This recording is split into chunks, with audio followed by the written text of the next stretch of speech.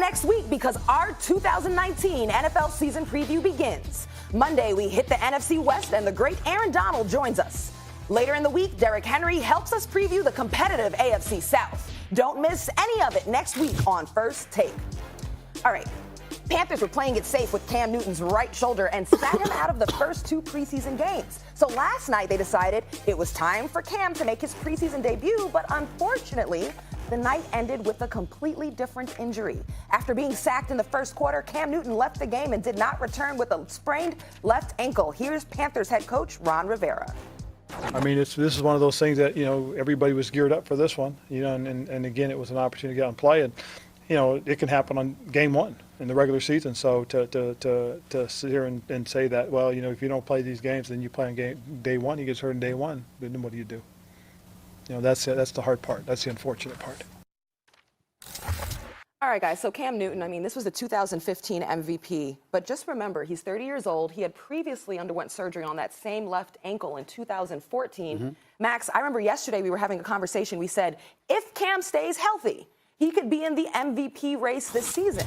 But now I'm wondering, after this injury, what are your expectations for Cam? Let me say this. My expectations for Cam Newton this year are not great. I root for the brother. I'm genuinely fond of him, but I don't expect much from him this year. Carolina's defense is always something to be reckoned with. I love Coach Rivera, and I've got a lot of respect for him as well. But I think that people forget. I don't give a damn about the ankle. I think he'll be fine. What it comes down to is that Cam Newton has had surgery on his shoulder two of the last 3 years. So when I look at it from that perspective, there's some serious question marks. Now, obviously, Christian McCaffrey, his presence on the team is huge because he's not somebody who can just run with the football, although he's miniature compared to most running backs. He's an individual that can catch passes, and he's an all-purpose kind of dude. When you think of a Christian McCaffrey, Max, I think of a guy like an Alvin Kamara or whatever. Matter of fact, I remember when he was at Stanford, I went on national television, and I called it reverse discrimination. I said if he were a brother, you would have given him more props coming out of Stanford as a running back than he. Or maybe he'd even be thought of more like right. He's in the conversation for best back in the league. That made it through the Stanford message blogs. Yes, I remember that statement having gone. And I meant it, and I meant it from the bottom of my heart because I think he's that gifted. So he's somewhat of a security blanket for Cam. But I think we've got to recognize the fact that it wasn't until last year when Cam's completion percentage really shot up that we even noticed him really as a passer because religiously throughout his career, he was at 60% or lower throughout the first 7 years of his career in the National Football League. So now you're coming off this surgery, and then look at the division that you're in.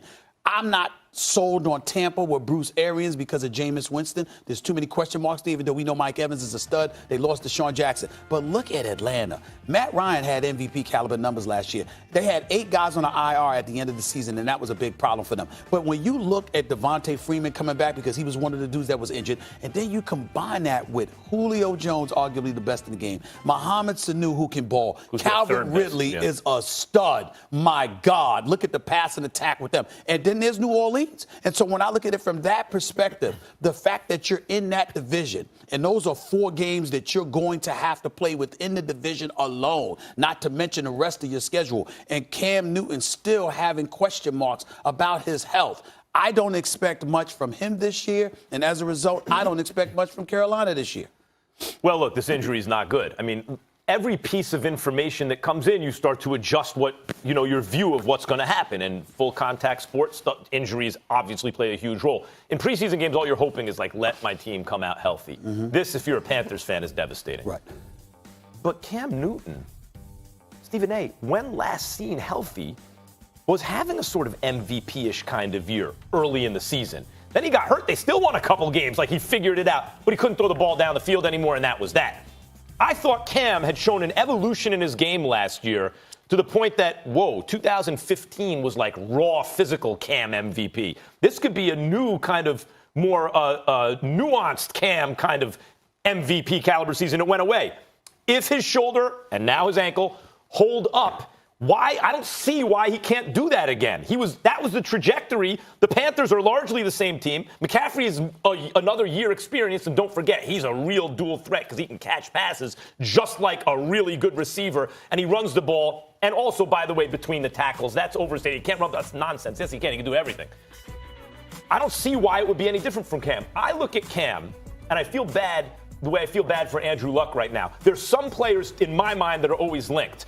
When they were in college, even though they came out in consecutive years, those two were always compared. Each went number one in consecutive years, and I look what happened. Really, Mariota and Winston in the same draft, Eli and Roethlisberger and Phillip Rivers in the same draft. You kind of link those guys. Baker Mayfield and Sam Darnold will be linked. Josh Allen, we'll see what he does.